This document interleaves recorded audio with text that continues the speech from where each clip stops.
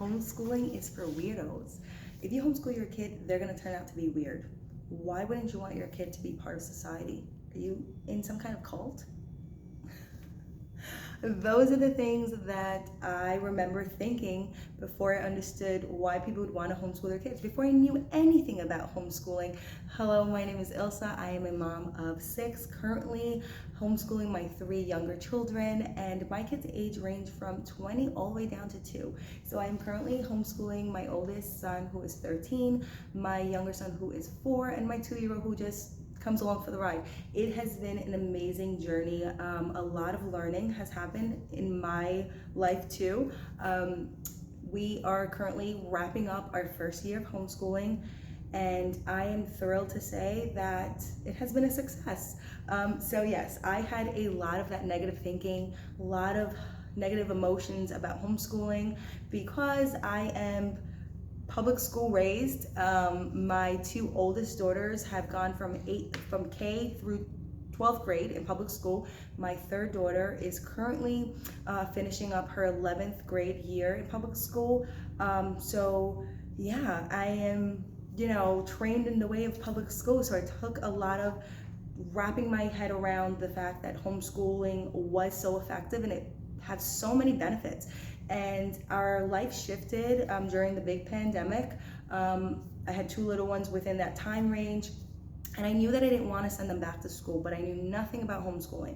I just knew that the public school is getting a little risky. There are a lot of things that I don't agree with. I don't like the change that I'm seeing, and yes, I can actually say that there has been a lot of change. I am coming from a mom who's worked from the time that my firstborn was born all the way until 2021. I worked in a public school setting. No, I did not teach. I was not a teacher, but I did work in the public school setting. So I got to see a lot of the ins and outs of it. And I don't want to make this video about bashing public school because I still have a daughter who is currently in her 11th grade, graduating next year from public school, and my 2 oldest did graduate from public school. So I do believe that there are a lot of teachers who are those special kind of people who still want those children to succeed, that they have this compassion for the children and they want their kids to just continue to thrive.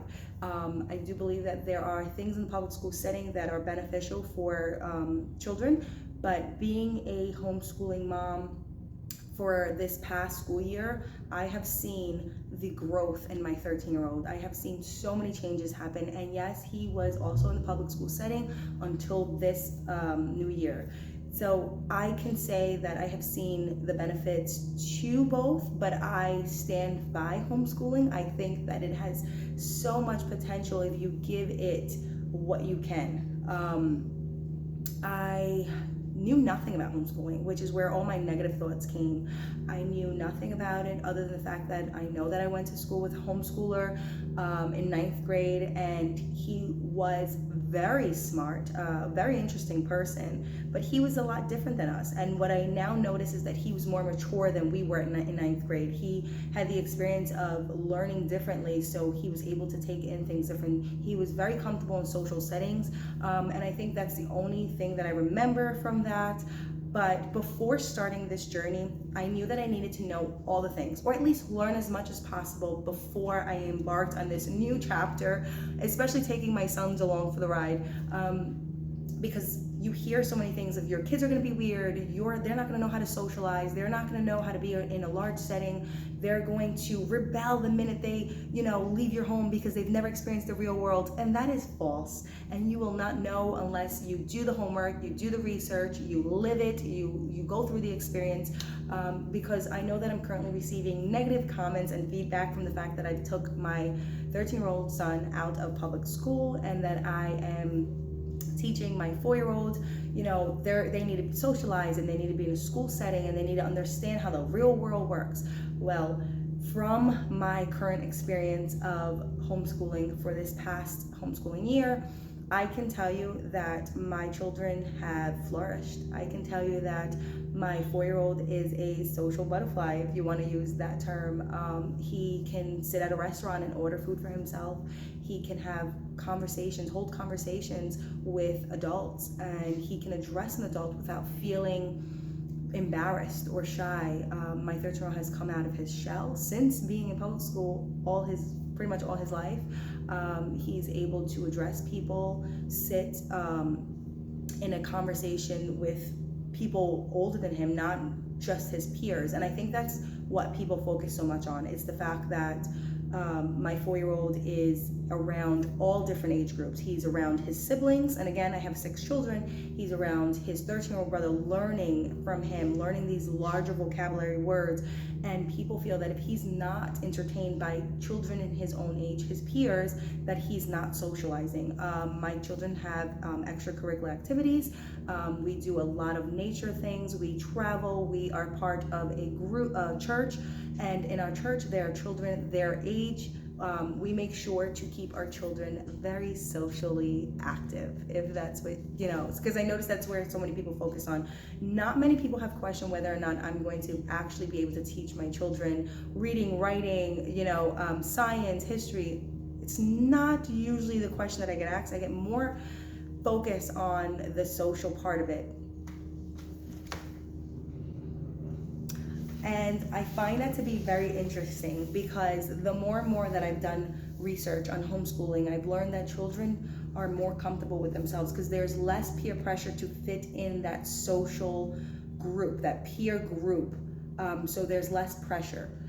And I make sure to focus a lot of time on physical learning, nature learning, where my child can ask all questions, and we make sure to dive deep into the subject that they're interested in. And with the whole social setting, what I can compare it to is my children have all day to interact, to learn, to have conversations, to converse with their neighbors, to converse with maybe the waitress at the restaurant, and feel comfortable with themselves because there's no shame involved, and they can learn at their own pace.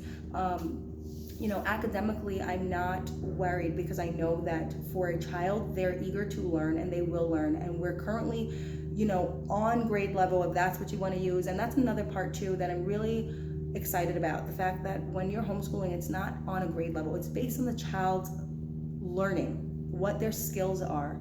And my younger son is very interested in construction and vehicles and the mechanics of the vehicle. So it's not just like, wow, that's a really nice truck, or that's a nice fancy car. It's the mechanics of it. What did it take to build it? And at 4 years old, to have these conversations, I think it's very important to explore that. And my 2-year-old has been along on the ride as well, and he is finding it very fascinating to learn alongside his brothers. And my reasoning for homeschooling is that I don't feel that my child should lose their childhood. There are a lot of things going on right now in the public school setting that I disagree with. I don't want to make this video about that, but I do disagree with the fact that children are now being told that even at lunch recess, they have to sit still. They have to not talk. They can't run around. I mean, you don't have time to just move your body. You're just sitting there being told to memorize and learn this for what? For what reason? Half the things, and I know a lot of people are not going to like this, whoever sees this video is not going to like the fact that I'm going to say this, but half the things that we learn in public school or in just early years of education, we do not use in our adult life. I have had different kind of jobs. My background is in management, and half the things that I learned in elementary school, I have never touched on other than reading and basic math for my career.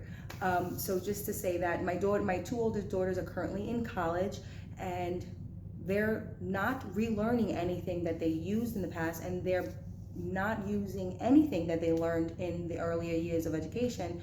They're now learning for the trade that they're going to be in, for their career of choice.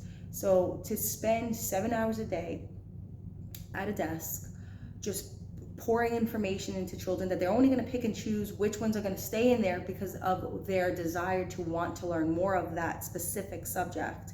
And then to sit there and say, you're not allowed to speak during your break time, and gym is no more as to be used as a fun activity. It's more of how far can this child get, or we need to make sure that they're moving their muscles for this specific amount of time rather than let them just be free. Children are only children for a short time, and to take that all away and not allow them to explore seems kind of a tragedy to me. I mean, I remember how fast my childhood went, and I'm here in my late 30s, and realizing that there was so much more that I wish I would have explored. So I am so grateful that at this point in my life and this point in my motherhood, that I'm able to allow my 3 sons to have a different upbringing. And yes, if you think that it's sheltering, that is okay with me, because I believe that children get to enjoy childhood when they are sheltered from things that they don't need to learn until later in life. So if my 4-year-old doesn't know what most 4-year-olds know in public school setting, I'm okay with that, because as long as he's enjoying his 4-year-old year, that year, and he gets to go to age 5 and enjoy, and he is exploring and he's learning the beautiful things of God's creation, nature, and he gets to go play baseball, and he's not exhausted from doing hours of homework after being in a school building for hours.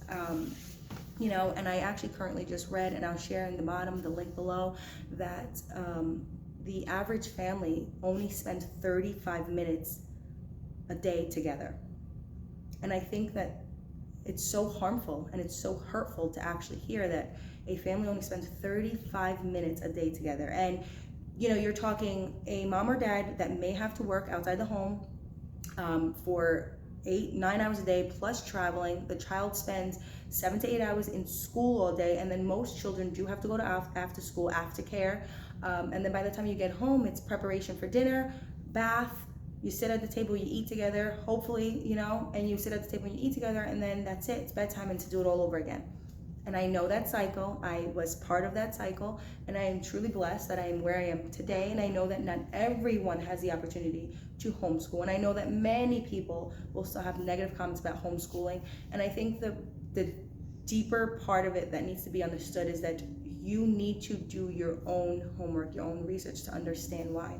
And if you're capable of it, look into it, because it has been an amazing journey. There are hard days, because it has been a big change for me, someone who's worked outside the home since I'm 14 and I'm pushing my late 30s, to kind of just leave that behind. It is a selfless act. So to all the homeschooling mamas out there, you are doing an amazing job. To all the moms out there, you are definitely doing an amazing job.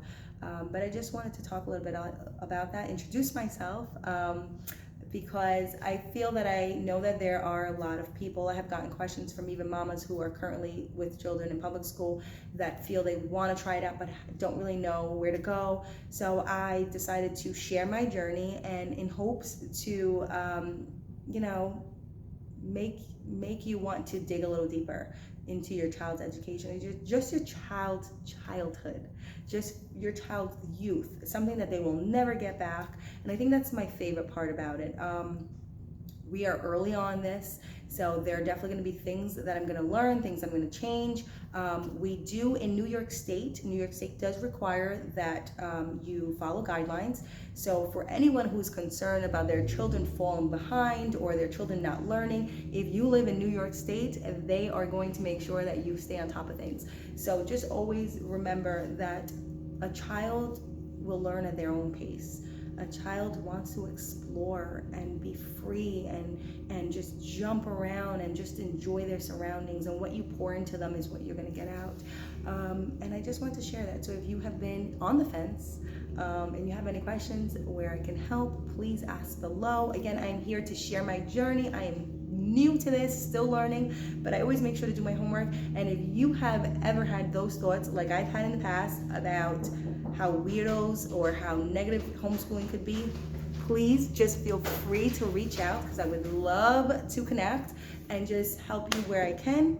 And it has been a great time. So thanks for listening, and don't forget to like and subscribe so that